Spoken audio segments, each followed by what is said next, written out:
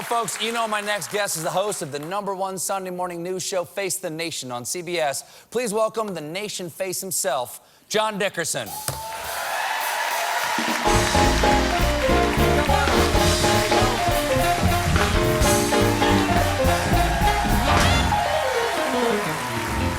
Thanks for being here. Thanks for having me again. I'm so glad you're here on this night of all nights, because this is the final show of our first season, 202, and you just finished your first season over on CBS's Face the Nation. Yeah.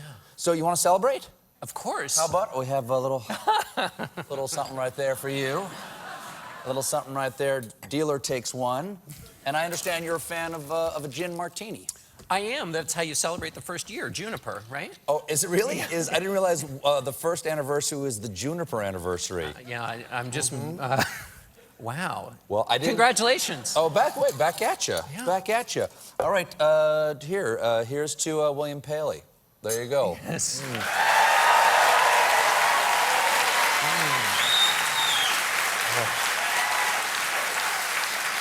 That's really nice. Okay. That's really nice. Yeah, all right, let's I don't just care what finish we this talk and about take a now. nap. Yeah. Exactly. Oh, so what have you learned? Anything? What's the big thing? Give me a little advice. What have you learned in your first year that you think I need to know? What have I learned?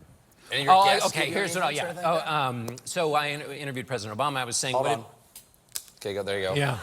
I dropped the pen. He said, so I said, what did your predecessor tell you? Advice for the job. And he said that George W. Bush gave him some serious advice, and then he said some really practical advice, which was hand sanitizer. He says, hand sanitizer. You shake a lot of hands. And so use a lot of hand sanitizer. That way you won't get sick. And you shake even more hands, and you don't know where those hands have been. Like, I don't know. I shook your hands. But it's... yeah. There you go.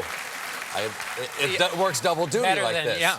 You know what I learned, though, is don't do hand sanitizer and then eat Cheetos, which during one of the conventions, well, you know how Cheetos stick to your fingers. And then, of course, you got to lick the Cheetos off. Yeah. And then you got a hand sanitizer. I just put them in a trough and then dive for them like this. I don't even use my hands anymore. That's how much I eat them. Okay, debates are coming up.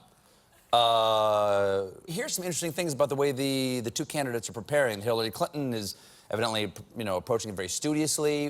What have you heard about Donald Trump's preparation? Anything at all? Well, what his campaign manager has said is that he doesn't want to do it the normal way. He's got his own approach. And so they have conversations on Sunday, and it's more of a kind of a conversation than, in 1992, Bill Clinton studied for the town hall debate where they had an audience. They made a mock stage, and they practiced it at a hotel. I mean, they practiced it down to every little gesture, and that's not what Donald Trump is doing. Hillary Clinton is having trouble finding somebody to sit in for Donald Trump, to be the mock Donald Trump, because no one can out-mock him.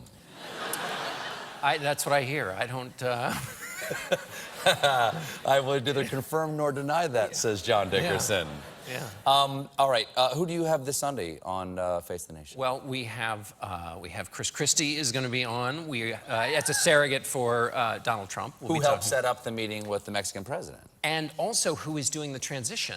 So in order to get the possible transition, okay. Right? And so Hillary Clinton has her own person just now, but go ahead. Has her own person doing transition as well. So, but he's doing the sort of getting everything ready should the Trump presidency happen. And then we have Jeff Flake from Arizona. Trump made that trip this week to Arizona, and Flake has been very involved in the immigration issue. So, and he's also one of the senators, Republican senators, who is still in the never Trump camp. So we'll see if he's changed his mind.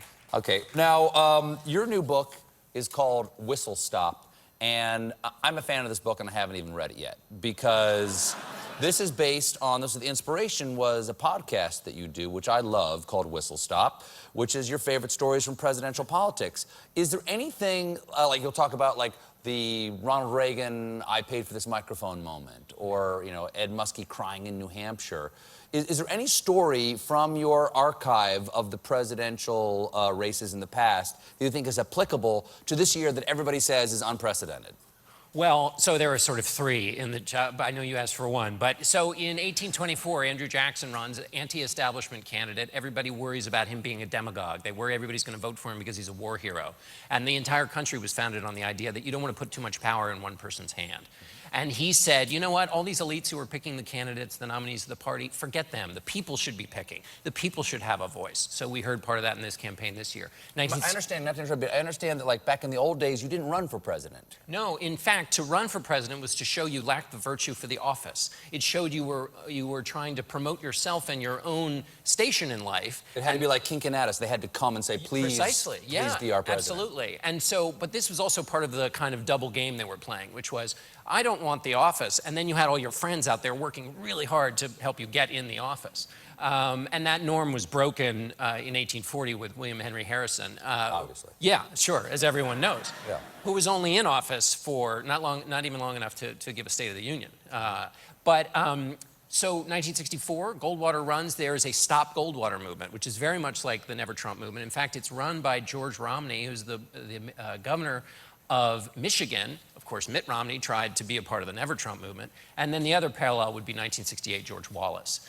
The clip you played earlier when Trump was talking about the Chicago cop, yeah. Wallace says basically the same things. He says if the cops were in charge, this country would be fixed in a couple of years. It's exactly the same sentiment. If the police were in charge, they'd fix it. Well, if you want to understand what's happening and what might happen in the future, please read Whistlestop by John Dickerson. It's a great book. It's a great podcast. And don't miss Face the Nation on Sundays. John Dickerson, everybody. We'll be right back with his mentor, Simone